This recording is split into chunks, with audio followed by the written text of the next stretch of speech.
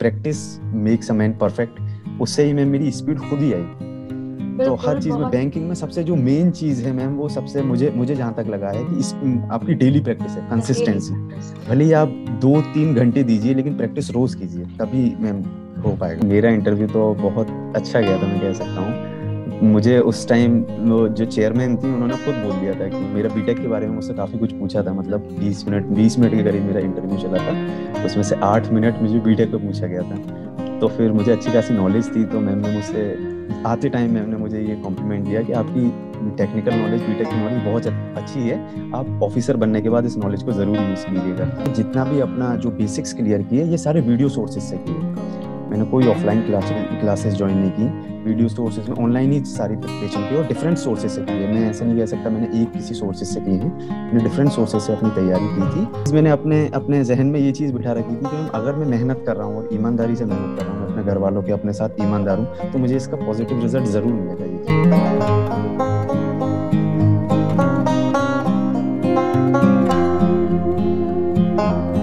Hello everyone, this is Meenakshi and welcome to Guidely. So guys, आज हमारे साथ यहाँ पर मोहम्मद अदनान हैं, जिन्होंने रिसेंटली आरआरबी पीओ का एग्जाम क्लियर किया है। तो मैंने आप लोगों को बोला था कि जितने भी स्टूडेंट्स इस बार क्लियर किए हैं, हर एक स्टूडेंट की स्ट्रेटेजी अलग अलग होती है। तो मैं सब आपके सामने यहाँ रखूंगी।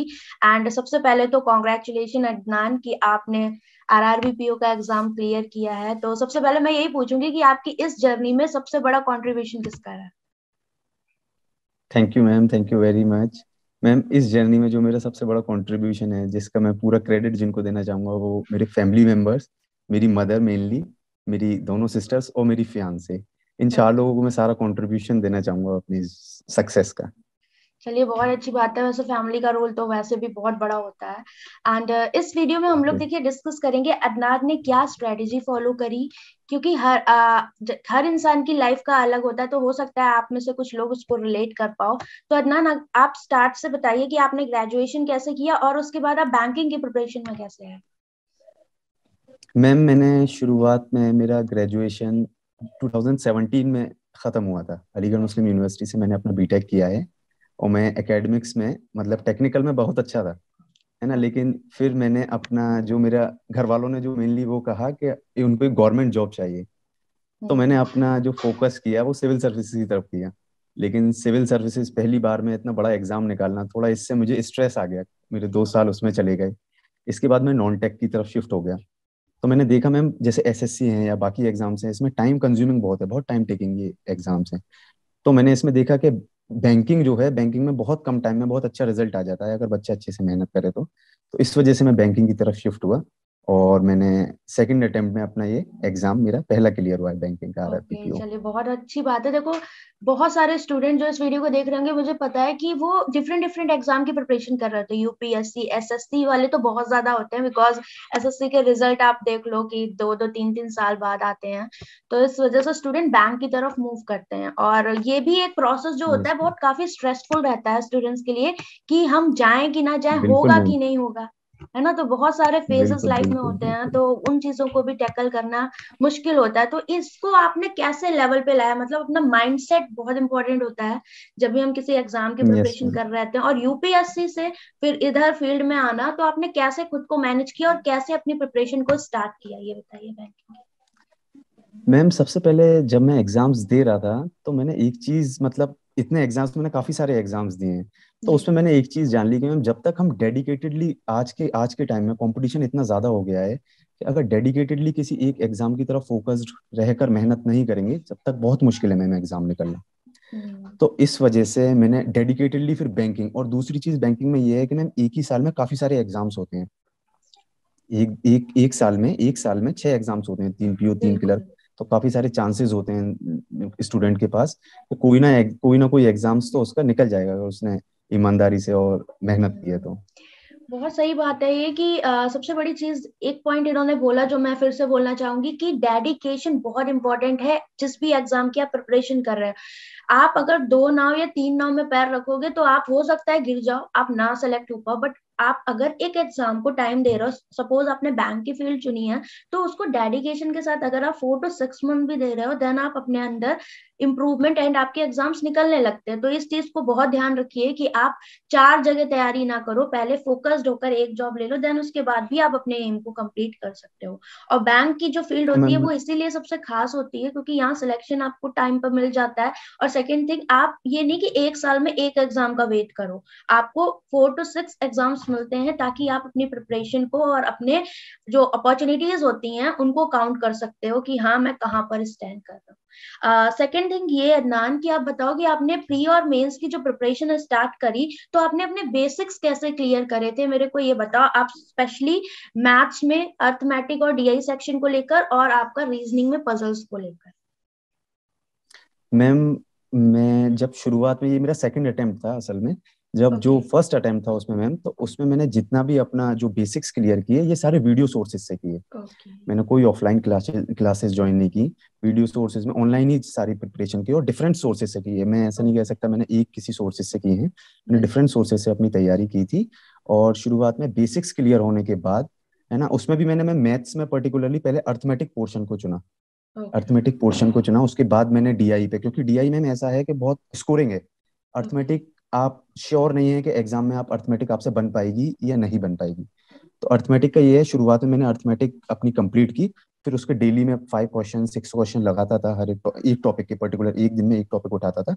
और डीआई में डेली बेसिस पे 2 डीआई 3 डीआई बनाता था, है ना। तो इससे तो मेरा मैथ कंप्लीट हुआ।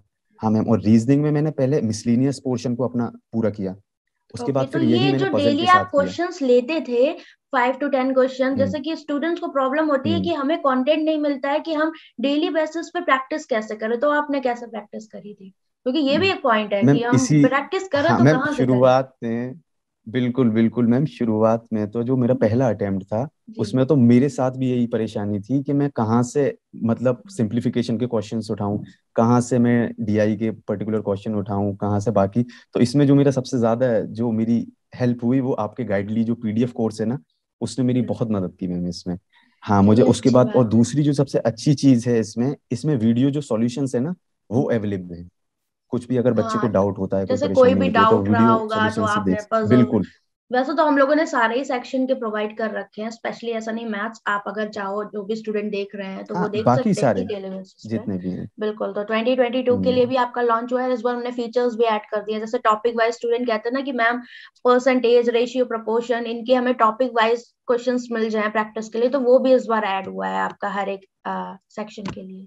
तो बहुत अच्छी बात है ये। और सबसे पहली बात, आप बेसिक्स क्लियर करो, देन उसके बाद डेली प्रैक्टिस। जो आप लोग कहते हो ना अर्थमेटिक डीआई में स्पीड नहीं बन रही है या फिर मैथ्स में स्पीड नहीं बन रही, तो आप डेली निकालो टाइम की मुझे डेली 5 to 10 अर्थमेटिक प्रैक्टिस करनी है, डेली 2 to 3 डीआई प्रैक्टिस करनी है। और आप मिनिमम हाफ एन आवर दो किसको, अपने स्पीड टेस्ट को, जैसे आपका बिल्कुल। नंबर सीरीज हो गया, सिंप्लीफिकेशन, अप्रोक्सीमेशन एंड ऑल, है ना, इस तरह से करना है।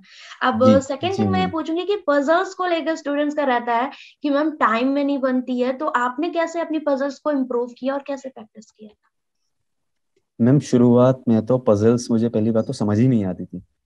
हाँ शुरुआत में जब मैंने मैम प्रिपरेशन शुरू करी थी, उस वक्त तो समझ में नहीं आती थी।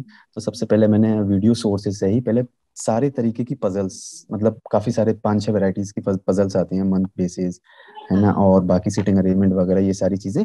तो इनको पहले मैंने इसको ये देखा कि सारी ये पजल्स बनती किस तरीके से हैं, इतने डिफरेंट टाइप्स की।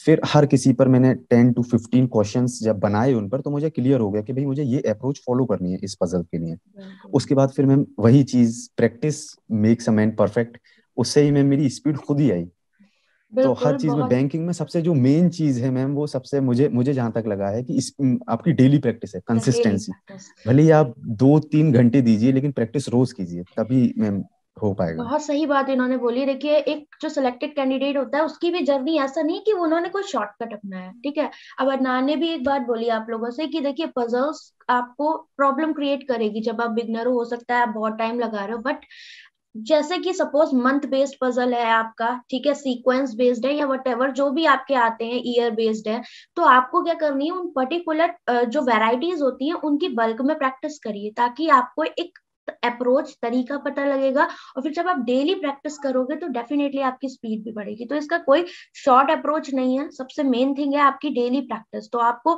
रीजनिंग मैथ्स को तो डेली प्रैक्टिस में रखना ही है अगर आप एक बैंक एस्पिरेंट हो, है ना।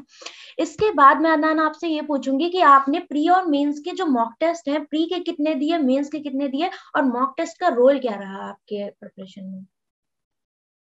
मैम, शुरुआत में जब कैंडिडेट एक स्टूडेंट तैयारी शुरू करता है तब तो मुझे लगता है कि इतना रोल नहीं होता मॉक टेस्ट का।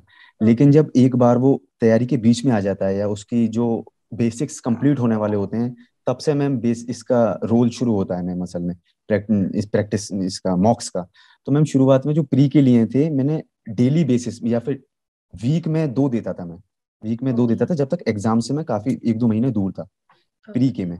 फिर जब एग्जाम्स में 15 डेज रह जाते तो मैं डेली एक बनाता था मैम प्री का मॉक।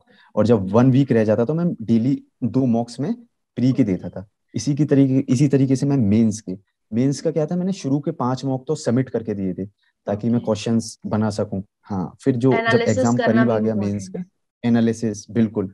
और जब जब एग्जाम्स करीब आ गया तो मैम उसको उस टाइम में बैठने के लिए उसकी प्रैक्टिस के लिए मैंने टाइम लगाकर जो प्रॉपर जैसे देते हाँ। हैं एग्जाम सेंटर में वैसे मॉक दिए थे अच्छा, जैसे मेंस आरआरबी के। की मैं बात करूं तो यहाँ पर कंपोजिट टाइम आपका होता है, ठीक है, कि आपके पास पता नहीं होता आपको किस सेक्शन को कितना टाइम देना है, ये आपका खुद का डिसीजन होता है।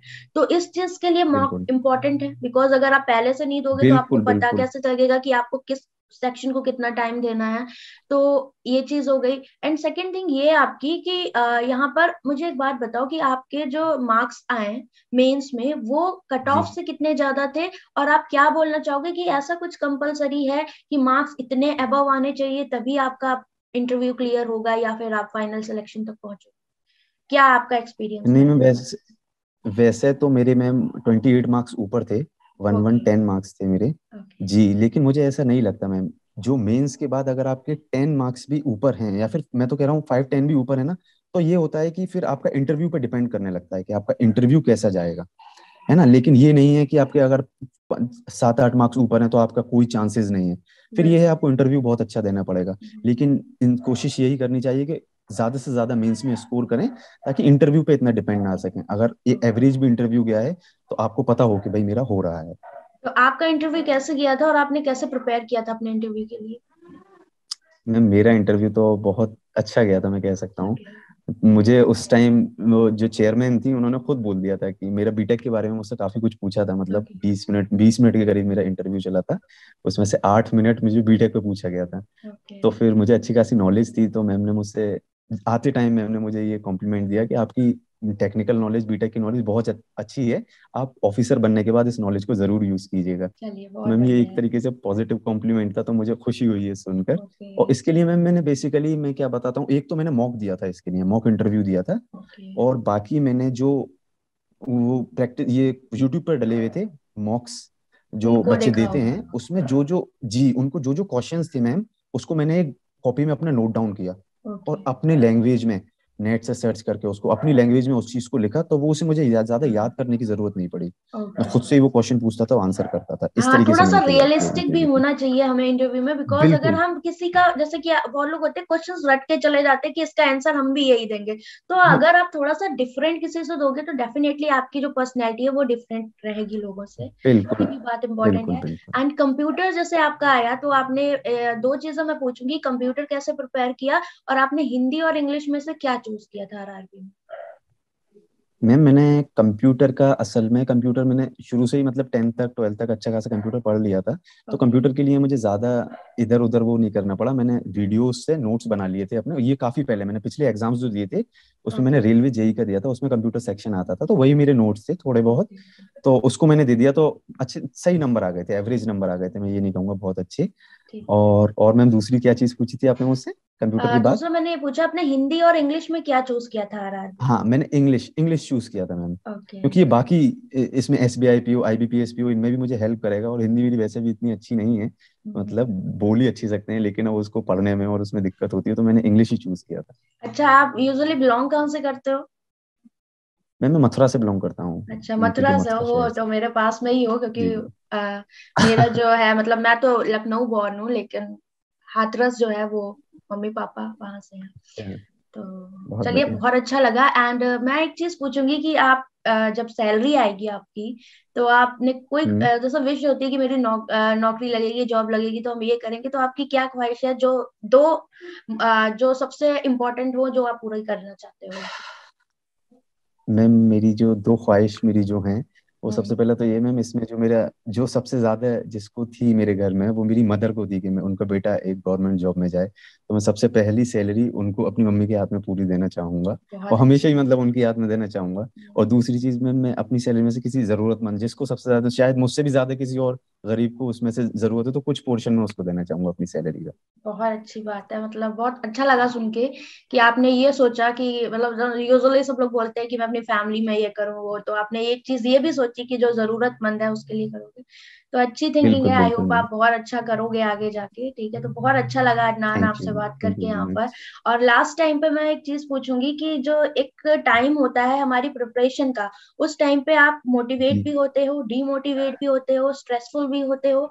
तो इस जर्नी को बिल्कुल आपने कैसे मैनेज किया? क्योंकि स्टूडेंट्स के लिए इम्पोर्टेंट क्या है, ये इम्पोर्टेंट नहीं। देखो, जब सिलेक्शन हो जाता है तब लगता है कि यार इसका हो गया, ये लकी है या जो, बट हर एक बंदा क्या बिल्कुल। करता है, वो जो एक जर्नी होती है उसको फील करता है और स्ट्रगल फेस करता है। तो आपने कैसे अपना माइंड सेट किया, और कैसे जब भी आप डीमोटिवेट होते थे तो आपने क्या चीजें थी जो फॉलो करी थी? मैम मैं, ये सब कुछ जो आपने बोला, ये सब कुछ मेरे साथ भी हुआ, और मुझे तो लगता है शायद मेरे साथ बहुत फ्रिक्वेंटली होता था। मैं ओके। 2-3 दिन अच्छे से पढ़ता था मैम, चौथे दिन पता नहीं क्या होता था, एकदम पढ़ाई छोड़ने का मन करता था मेरा। तो फिर मैंने ये देखा काफी बार कि मैं पढ़ाई छोड़कर अगर मैं स्ट्रेस लेता हूँ और सोचता हूँ ज्यादा एग्जाम के बारे में कि कैसा रिजल्ट रहेगा कैसा नहीं रहेगा, तो मेरा और टाइम वेस्ट होता था, मेरी और उस दिन की पढ़ाई छूट जाती थी। हाँ मैम, फिर उसमें डिसकंटिन्यूटी आ जाती थी, फिर कंटिन्यू करना बहुत मुश्किल हो जाता था, 2-3 दिन का ब्रेक हो जाता था। तो मैंने क्या करना शुरू किया मैम कि जिस टाइम मुझे लगा कि मुझसे पढ़ाई नहीं हो रही, उस दिन मैंने 2 घंटे का, उस टाइम में 2-3 घंटे का रेस्ट लिया। मैं उस टाइम बिल्कुल एग्जाम की नहीं सोचता था, अपने घर वालों के साथ दोस्तों के साथ मस्ती मजाक किया। उसके बाद मैं सोचता था अब मुझे फिर से शुरू करना है, नई तरीके से बिल्कुल, जर्नी शुरू करनी ये बहुत है ना। अच्छी और मैम बात।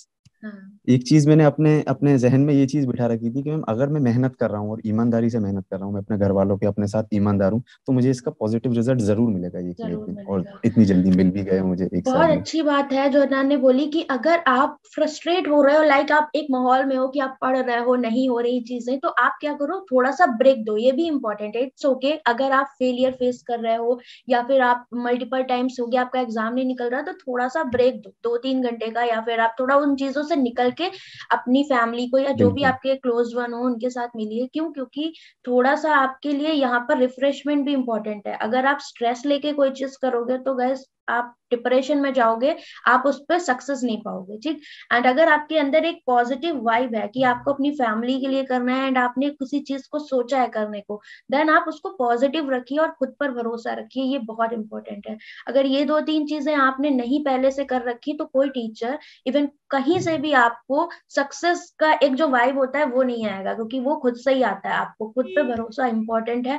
और स्ट्रेसफुल होकर मत रहिए। थोड़ा सा अगर आपको लगता है कि आप प्रिपरेशन कंटिन्यू कर रहे हो एंड थोड़ा बहुत आपको कहीं पर स्ट्रेस फील हो रहा है या फिर, तो आप थोड़ा ब्रेक ले सकते हो, है ना। ये भी इंपॉर्टेंट है। तो बहुत अच्छी बिल्कुल चीजें थी बिल्कुल। अदनान ने जो हमें यहाँ पर बताई। एक जो मैच्योर स्टूडेंट या मैच्योर मैच्योरिटी होती है वो बिल्कुल फील हुई मुझे इनके पूरे इंटरव्यू में आज। एंड हर एक स्टूडेंट को थैंक यू सुनना मैम। चाहिए इसको, क्योंकि बहुत अच्छी बातें उन्होंने बोली, जो भी है रियल एक स्टूडेंट जो आप लोग कई लोग रिलेट कर पा रहे होंगे उसको। तो बहुत अच्छा लगा अदनान आपसे मिलके यहाँ पर। Thank you ma'am, and thank you very all the much. Best आपके फ्यूचर के लिए थैंक जो यू भी वेरी है, मच और मैम। आपके अपकमिंग एग्जाम्स के लिए जो मेंस लगे हुए हैं, तो बहुत बहुत बधाई हो। जी ठीक है, बिल्कुल बिल्कुल। चलिए थैंक यू फिर मैम, एंड थैंक यू करते वेरी हैं। मच।